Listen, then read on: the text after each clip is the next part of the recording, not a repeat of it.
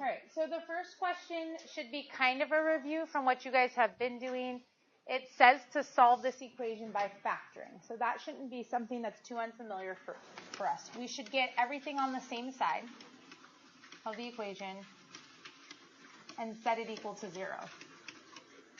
Remember, knowing that things multiply together and make 0 is different than knowing they multiply together and make anything else.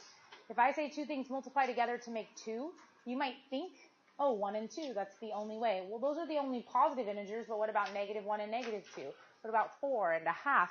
There's infinitely many possibilities to multiply together and make any number.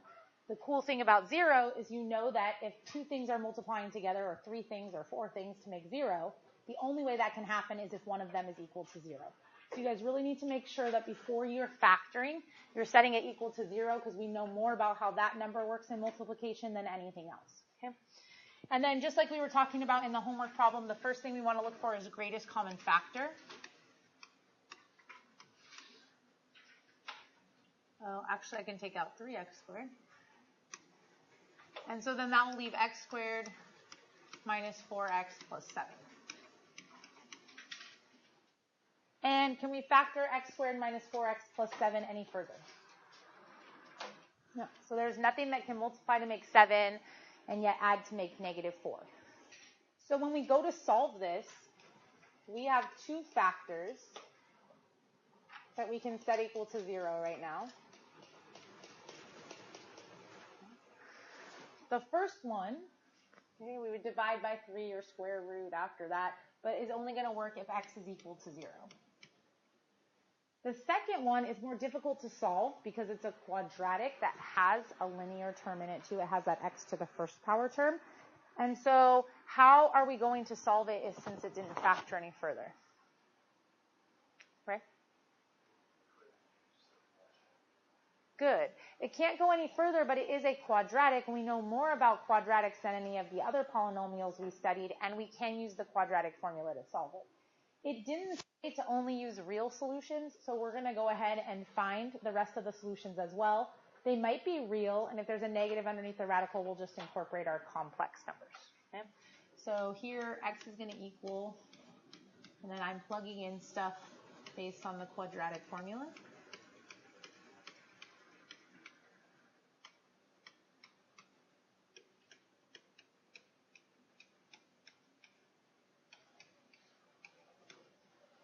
So you have this. I'm not going to stop here again because they didn't specify only real numbers. So I'm going to keep simplifying this. 12 is 4 times 3, and 4 is a perfect square. So I would rewrite this as plus or minus 2i rad 3. 2 in the denominator is a denominator for both terms. The 4 complex term, okay, with I in it, and it can cancel out with both of those. So I would have 2 plus or minus I rad 3. Okay. So we have 3 solutions for this quartic. X is equal to these 2 complex solutions as well as 0. This actually makes sense for the quartic because how many solutions could we have for a quartic? What's the maximum number of solutions? 4, because of its degree 4. We only have one real solution, but that real solution has a multiplicity, right? It came from this x squared being equal to 0. So that 0 has a multiplicity of 2. It's kind of like holding the place of 2 solutions, okay, and would behave differently on the graph. The other solutions aren't real, but there are 2 complex solutions, which again, that will add up to your total of 4 possible solutions. So we kind of know we've definitely found all the solutions possible for this quartic, okay? Is this all right with everybody? So we just factored out a greatest common factor and then used what we knew from before about quadratics. There can be up to 4 solutions, and we've accounted for all of them because even though 0 is only one solution, remember it has a multiplicity of 2, right? So even though it only shows up one time, it behaves differently than if it just showed up one time. So it kind of holds the spot of 2 solutions, though it's technically one value, okay? And then these are accounting for the other 2 solutions you could get for the maximum of 4. It's just kind of a way to check that you found everything there is to find. okay? If you find all the real and complex solutions, then you can see your kind of maximum amount there. Yeah, anyways. Uh-huh. Yeah, because based on how many times it can turn around and stuff like that, that would be the most amount of times we could cross the x-axis. So the 0 is here because when we factored, we had these two factors. If two things multiply to make 0, either this could be making the 0 or this could be making the 0. If the 3x squared is making the 0, we get x squared equals 0, and that only works if x is equal to 0. So 0 is one of the ways we can get a solution. Okay? Chris? Does the degree affect turning? Is it one less than the degree? Exactly. Yeah, so our patterns we saw were maximum amount of solutions was the same as the degree. Number of turning points was one less than the degree. Okay? Maximum. It doesn't have to do all of that, but it can. Okay? Other questions or observations or comments that you guys have about this? All right, so on your weekly review, I think maybe we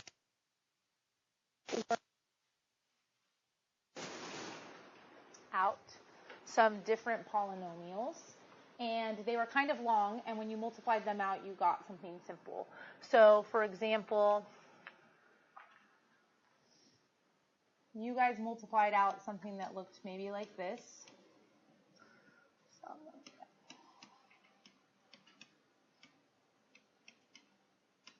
You multiplied a binomial times a trinomial, but it was set up in such a way that all the middle terms canceled, and all you got was the beginning term and the end term, something like 8x cubed plus 1 or something like that.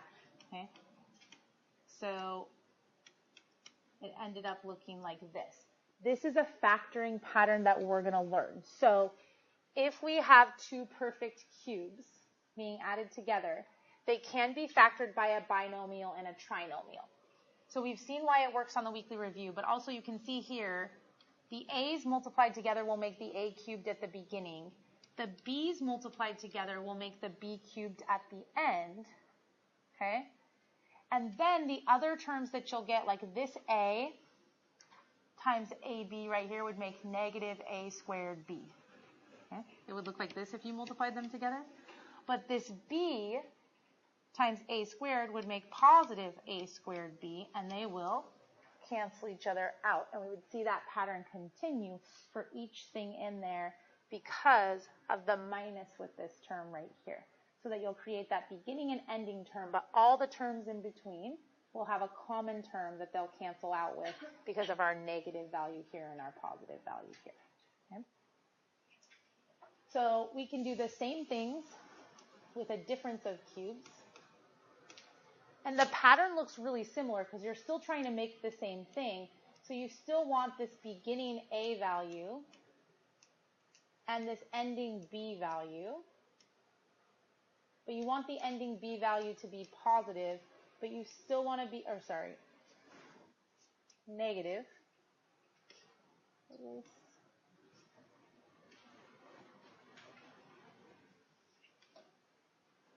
This time we want the ending b value to be negative, so we want to make a negative b cubed. But we still want everything to cancel out, so we have to make sure we'll get some negatives and some positives with those middle terms that we multiplied together. So you're going to have to memorize this pattern just like you memorize like x squared minus 1 is x minus 1 and x plus 1. Okay? When you see two perfect cubes, we want to be able to factor them rather quickly like this. Okay? So you're going to have to pay attention to how the patterns of the a's and b's. I don't know that there's really an easy way to do it. I know that I just use a and b here, and then I usually use the information from here to do the rest. Like I know the first factor is smaller, the binomial, and the second factor is longer, it's a trinomial. And then I use my numbers from here. So the first one is like the first one here, but squared. The last one's like the last one here, but squared. And the middle in here is those two things multiplied together. Okay? For the pattern of the signs, when you're factoring something so notice the end term's always positive. Okay? So if we want to make a plus b cubed, this one has to be positive as well. If you want to make a negative b cubed, this one has to be minus, so that the negative b times the positive b will make the negative b cubed. And then you kind of need to have their opposite sign, like see how this one's positive, that one's minus? this one's minus and that one's positive. If you didn't have that, then when you multiplied the middle stuff, it wouldn't cancel out because you get some of the same signs and add together. So this is Miss Harper's favorite. I'm not a huge fan of like quick tricks or whatever, but whatever. This is how she helps people remember the signs. So she says this is the same as what you're factoring. This is the opposite, and this one's always positive. So, yep. Okay. So if that's fun for you, there you go. I'm going to be perfectly honest with you. We're going to learn how to divide later this week. And every time I had to factor one of these in high school, I could not remember whether it was like the same or the different sign of what I was factoring and what was left afterwards. And I would literally take this by what I thought it was supposed to be to see what the other factor was because I couldn't remember. So there are other ways once you learn how to do it. They're not pretty all the time, but I just always knew, oh man, like I know x plus 1 goes into it, but then I don't know what's left over here. And so I would literally take it, divide it by x plus 1, which we'll see how to do later this week. And then I would see what was left, and then I'd know what the other factor was. Okay? So if you understand how everything works, there should be a way to get it whether you memorize it or not. Okay? Do we all have our patterns written down? Okay, so make a note for yourself to learn that new factoring pattern. Okay? The reason why is what we're going to look at next. You can solve perfect cubes for real solutions without knowing this pattern, but you won't be able to find the complex solutions unless you know this pattern. Okay? So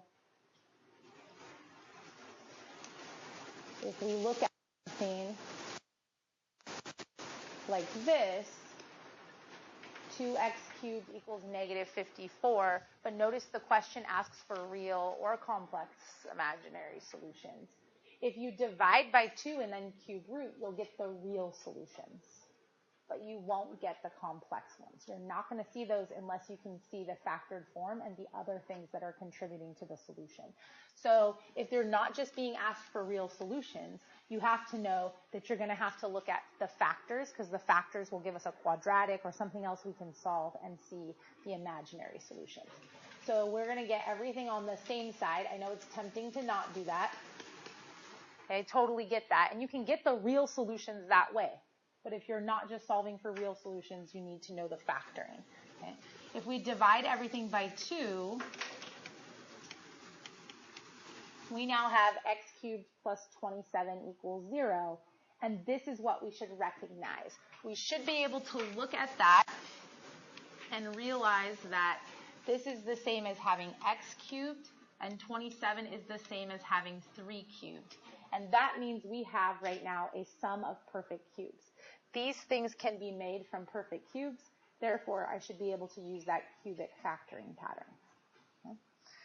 So based on that, the way that it would factor, so remember it said a cubed plus b cubed in our pattern. That means our x and our 3 are the numbers we're going to be using in our pattern when we write stuff out. Okay? So my first factor is going to contain the x and the 3. And because I'm factoring something that turns out to be positive, that's going to be positive in there as well. The second factor, I told you guys I like to use what I figured out here to help me. So I know that it's a trinomial. It has 3 terms instead of 2. The first term is based on this first term.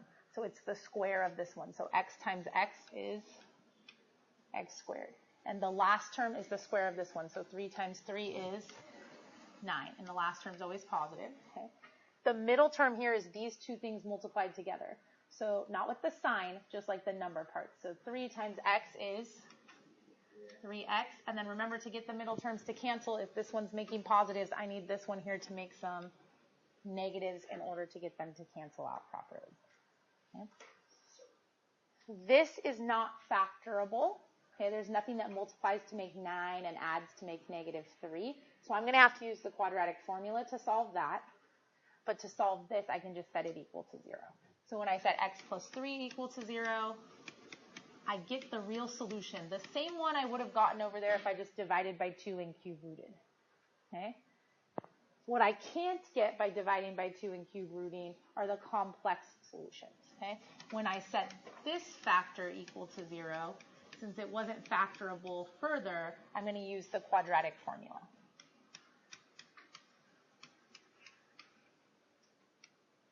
So again, everything I'm plugging in here is coming from the quadratic formula. So I'm getting 3 plus or minus the square root. Let's see, 9 minus 36, negative 27. 27 is like 9 times 3, where 9 is a perfect cube. So I would rewrite this as 3 plus or minus, I'll get out of the way in just a minute for those of you that I'm in the way. So I have x equals negative 3 and also these two complex solutions. Okay? I was solving a cubic, so I'm pretty confident that I found all the solutions, because if I count my real and complex solutions together, I found 1, 2, 3 solutions, and the cubic can have a maximum of 3 solutions. Okay, any questions about our factoring pattern or any reminders you need about quadratic formula or imaginary numbers? So this all seems okay for you guys? Okay. So the next one, say use the calculator to get a graph, find the relative maximums and the zeros. I think that we know how to do this by now. This is my perception. Do we know how to put something into the graph and do second calculate and do maximum or minimum or zero? Okay. All right. So I want us to look at this word problem.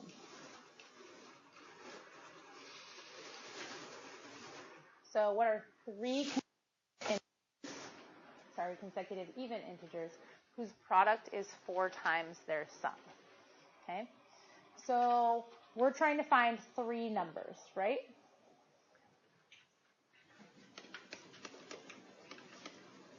Three different numbers. However, writing them like I just did is probably a bad idea. Okay. The reason it might be a bad idea, x, y, and z, 3 different numbers represented by 3 different variables. How many relationships or equations would I have to know that relate those 3 variables together to be able to find their value? 3. And I have one sentence. The product is 4 times their sum. Is that 3 equations? No. How many equations is that? 1. Okay? So writing them as 3 variables and putting them into that one equation is going to leave me an equation with 3 different variables in it that I'm going to be unable to solve, right? So my only hope is if I can write them in a way that's better than how I wrote them here. What would be a better way to represent these 3 things? Emma? Could you just do the one variable and then like x and then x plus 2 and then x plus 4? Good. Okay, so how is Emma figuring this out? Chris? Since it's even, it has to be added by each. Okay, so they're even integers, which means you'd start with an even one, and to get to the next even one, they would be 2 spots away from each other rather than 1.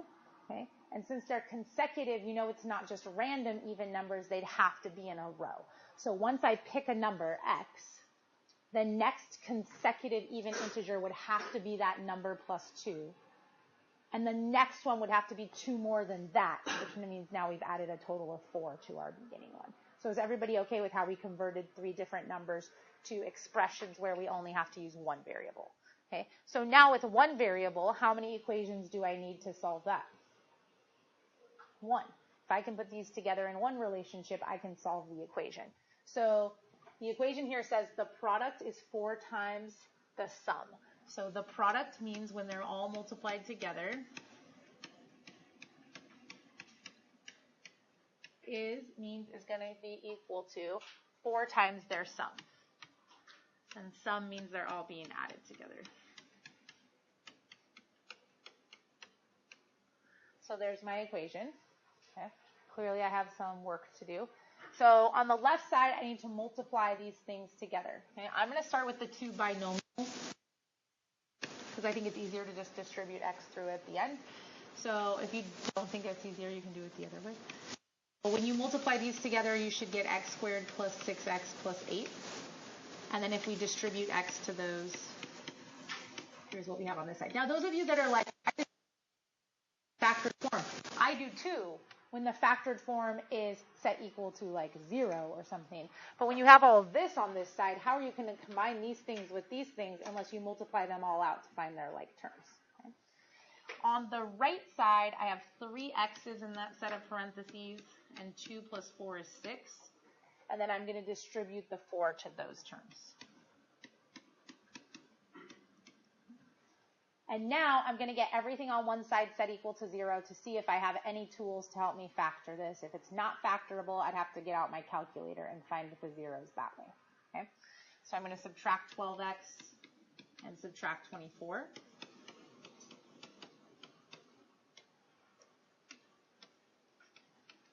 And so I'll have x cubed plus 6x squared minus 4x minus 24. All right, so is it worth a shot to try factoring? Okay, so if I go through the factoring process, is there a greatest common factor? No. It's not a special pattern because it's not like our 2 squares or 2 cubes. It's not in the special trinomial thing. So the only thing I can do at this point, or at least try, is grouping because it has these 4 terms that I might be able to group together. So we're going to try it. If it works, we're good. If it doesn't work, we'd have to solve this using technology. We'd take out our calculator, graph the cubic, and find the place where it equals 0. We'd find the x-intercept. Okay? So I'm going to look at these 2 groups and see if I can get anything out of here. So first group, x squared is the common factor. And in the second group, I could factor out a negative 4. Should I keep factoring? Is it looking factorable? There's a key thing here that's telling me yes or no. You've now made 2 terms. Do they have a common factor? Yes. Then we can keep factoring. Okay? So those 2 terms, what's their common factor? This is 1 term. This is 1 term. They both have x plus 6. So I'm going to factor the x plus 6 out of those. And when we take a term out, a factor out, we write what's left that it was multiplying. So in the first term, we've removed x plus 6. What was it multiplying here before? X squared. So we write this. And this represents that x plus 6 would multiply x squared. Okay? X plus 6 would also multiply negative 4. Okay? And then I should recognize this as perfect squares. So I should be able to factor that as x minus 2 and x plus 2.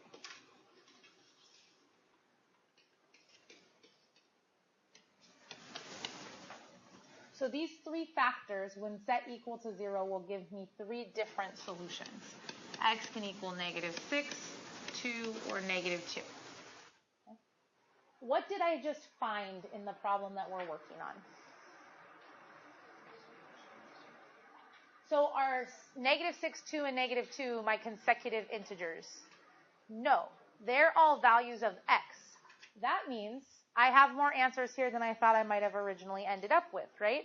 It means x, the first number here, could be negative 6, and then the next number would be negative 4 and negative 2. Those would be the consecutive integers. Or, okay, the first number could be 2, and then I would have 4 and 6.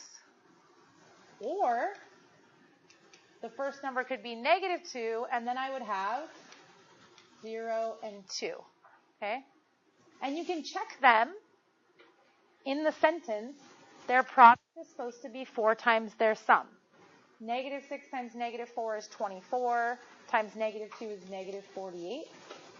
If I add them up, I get negative 12, and negative 12 times 4 is negative 48. Okay, so you could go through and check if you felt like you made a mistake. There could also be a debate here about 0 being an even integer or not. I'm fine with you leaving all the answers. If you want to make your case, you could write an explanation why you eliminated it, something like that. And that could be okay too. Okay.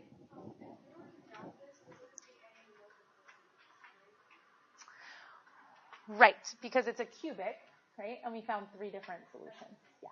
So they would just like cross through the x-axis 3 different times. Okay? Way to put it together. All right, any other questions about this? Yeah, Matt. Well, it just means that when we put together this relationship, 3 things worked out. So one way I could prove to you that they work is I just checked this one, right? So I could do the same with this one. When I multiply these together, I get positive 48. Okay? When I add them, I get 12, and 12 times 4 is positive 48. Okay? So basically what's happening is all 3 sets of these numbers work. Okay? Where they came from algebraically here is when we took their product and we set it equal to 4 times their sum, we made a cubic. Having a cubic means there's a possibility of getting up to 3 solutions. If the cubic, if you graphed it, this is what Haley was putting together, and it looks something like this, you have 3 real solutions. So we got something like that, where we found 3 different x values that make that equation true. So 3 different starting numbers that would make the 3 consecutive integers have these properties. Okay? If we had graphed this cubic, there is a possibility that maybe it would have went like this, and there would have only been 1 possible x value that made it true that's real, and then we would have only had 1 answer. Okay? So it just depends on how many real solutions the cubic that's formed here have, which totally depends on the relationship they give you here. But our cubic that was formed had 3 different numbers that can solve it, and so that's 3 different numbers you could start your consecutive even integers at, and they work in this type of scenario. Is that okay? Other questions that you guys have? Okay.